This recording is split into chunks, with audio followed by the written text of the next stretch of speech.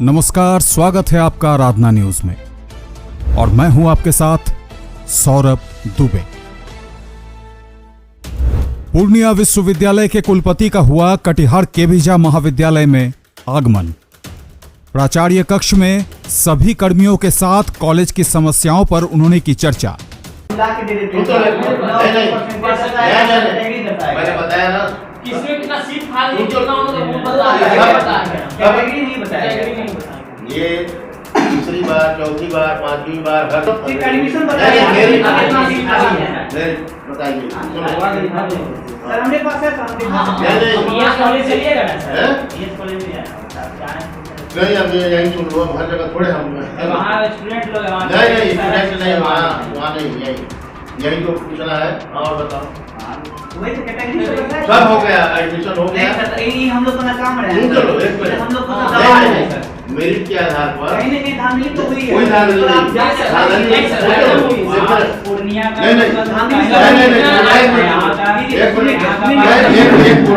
धांधली हुई, हमको लिख के दे दो कि किस कॉलेज में या किस लड़के का परसेंटेज हाई था, उसका नहीं हुआ, कम हुआ। अभी भी दिखा सकते हैं, कोई भी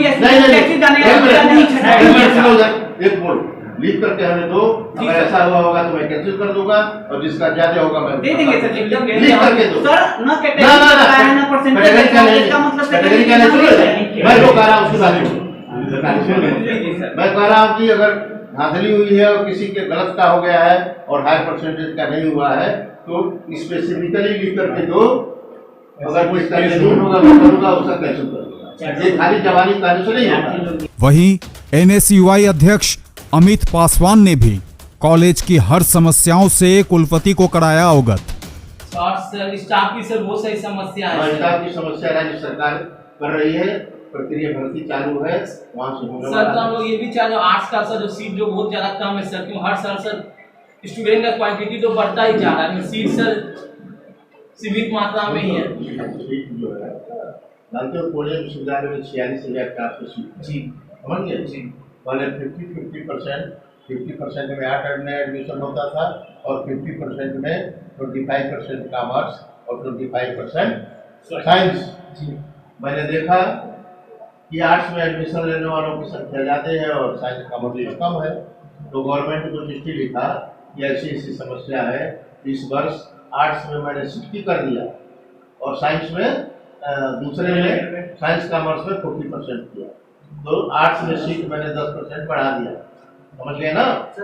सुनो एक मिनट, क्या बढ़ा दिया? सुनो एक मिनट, सुनो बात, पहले सुने नहीं, बीच में ना बोलो जी सर, मैं बोल रहा हूँ और समझने की कोशिश करो जी। 60% कर दिया और 40% कर दिया। 40% में 20% साइंस, 20% कॉमर्स, 60% आर्ट्स को दे दिया।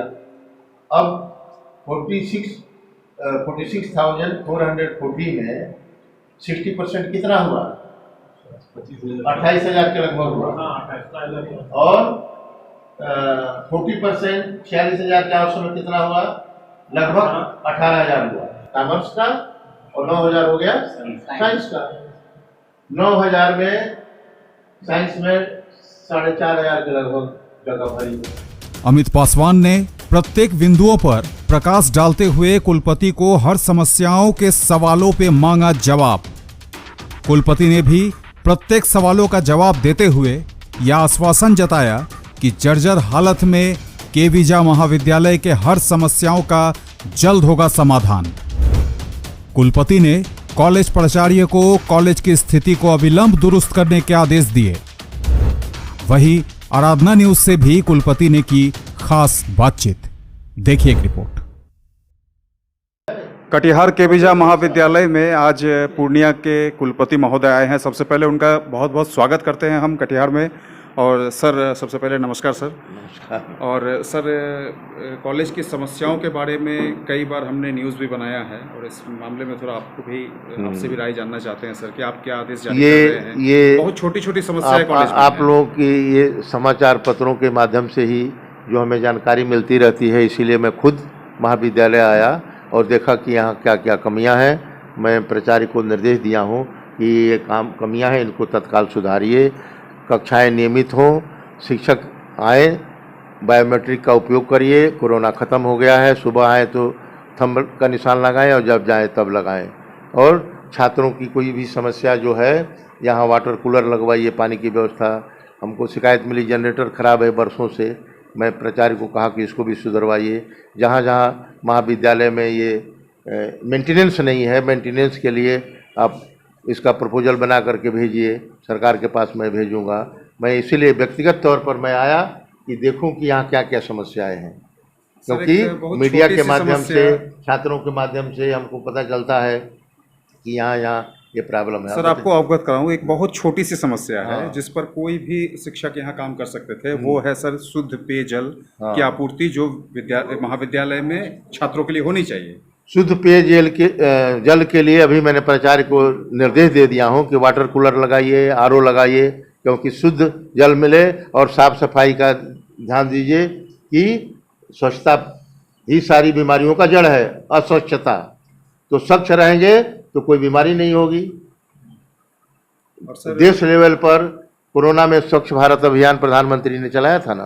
प्रधानमंत्री नहीं, इससे क्या हुआ है कि कोरोना ने बहुत लोग जाने चली गई हैं, लेकिन बहुत लोगों को इससे सीख भी मिली है। मैं अपने घर में जो काम करने वाले थे वो अलग कर दिया था, और मैं स्वयं कमरे में खाना बनाता था, मिसेज नहीं थी, झाड़ू लगाता था, खाना स्वयं बनाता था, बर्तन धोता था एज ए वाइस चांसलर, सारी सुविधा होने के बावजूद। तो कोरोना में जो आत्मनिर्भरता की बात है, आत्मनिर्भरता भी कैसे रहेंगे ये सिखाया है। और जितने हमारे विद्यार्थी या जो शिक्षक कर्मचारी ये लैपटॉप कंप्यूटर की डिजिटल के बारे में जानकारी नहीं थी, मजबूरी थी कि वो सीखें कैसे क्या करना चाहिए। तो ये सारी चीज़ों को मैं सभी संबंधित महाविद्यालय को, प्राचार्य को निर्देश दिया हूँ और यहाँ आकर के दे रहा हूँ कि यहाँ स्वच्छ पानी की व्यवस्था, वाटर कूलर लगाइए, आरओ की व्यवस्था करिए, क्योंकि हमारे छात्रों को स्वच्छ पानी मिले, शिक्षकों को स्वच्छ मिले। वो स्वच्छ रहेंगे तो स्वस्थ होंगे, और स्वस्थ होंगे तभी नियमित क्लास में आएंगे। और नियमित क्लास की मैं महाविद्यालय को प्रधान को निर्देशित करता हूँ कि ये ध्यान दें कि सभी शिक्षक आएँ और अपनी अपनी कक्षाओं को लें। सर महाविद्यालय की एक और समस्या है, वो है शौचालय की। जी, कई शौचालय जो महिला शौचालय वगैरह है उसको मैंने देखा था, पिछले वीडियो में भी मैंने बनाया था उसको, काफी जर्जर स्थिति है सर। उसके लिए क्या शौचालय के लिए तो मैं प्राचार्य को, प्राचार्य कक्ष के भी शौचालय को हमने कहा कि इसको साफ सुथरा बनाइए, और कहीं भी साफ सुथरा जो है शौचालय मेन चीज़ है, उस पर स्वच्छता बरतना जरूरी है। स्वच्छता शौचालय में अगर स्वच्छ है तो उसी से पता चल जाता है कि ये व्यक्ति जो है घर में रहने वाला स्वच्छता पर ध्यान दे रहा है।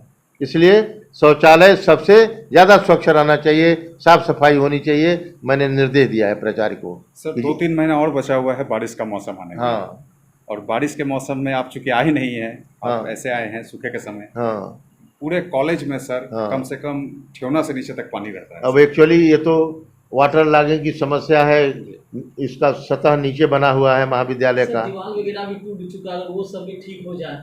ग्राउंड में अगर मिट्टी भर दिया जाए तो भी समस्या का निदान हो सकता है। वो सब सर स्विमिंग पूल है हम लोग का, जो आज वही जगह से पानी भर गया, कोई बच्चा चला जाए तो सब सारी समस्याओं को मैं इसीलिए लैंग्वेज रूम भी है, सुन तो लो, आज तक खुला नहीं। नहीं मैं सारी कंप्यूटर तक सुन तो एक मिनट सुनो, ये सब भी समस्या सुनो। सब समस्याओं को देखने के लिए आया हूँ। मैंने लाइब्रेरी देखा, सब घूम करके देख लिया। हमने कहा कि ये कंप्यूटर ढक के नहीं रहना चाहिए, इस पर साफ सफाई रहनी चाहिए, काम होना चाहिए। लाइब्रेरी की स्वच्छता पर भी ध्यान दिया। उधर में कोई ऑडिटोरियम है, हाँ, वहाँ हमने कहा कि यहाँ एग्जाम होता है तो गेट पर जाने पर मिट्टी धूल जमी है, लगता नहीं है ये खुलता है गेट। सुन तो लो, मैं जब बोल रहा हूँ तो बीच में ना बोलो। सारी स्वच्छता जो कमियां हैं मैं प्राचार्य को निर्देश दिया हूँ कि फिर दोबारा आऊँगा, और मैं जहाँ जहाँ निर्देश दिया हूँ वहाँ सफाई होनी चाहिए। सर विश्वविद्यालय के अंतर्गत जितने भी कॉलेज आपके हैं उसके नियमित परीक्षा, नियमित क्लास, इन सब के लिए क्या है? नियमित परीक्षा की जहाँ तक बात है, कोरोना ने सभी पूरे देश में परीक्षाओं, सबसे ज़्यादा शिक्षा जगत प्रभावित हुआ है। परीक्षाएं सब विलंबित हो गई हैं।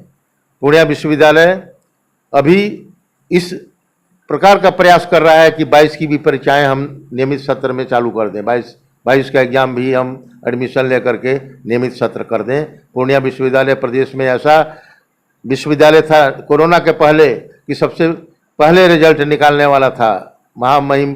यहाँ हमारे कंट्रोलर एग्जाम को कहा गया कुछ विश्वविद्यालयों को कि पूर्णिया विश्वविद्यालय के कंट्रोलर से सीखिए, यहाँ रिजल्ट समय से निकल गया है। लेकिन कोरोना की वजह से सारे देश में, पूर्णिया में ही नहीं सारे देश में विश्वविद्यालयों में शिक्षा में सबसे बड़ी क्लासें नहीं लगीं, परीक्षाएं जो हैं विलम्ब हो गई।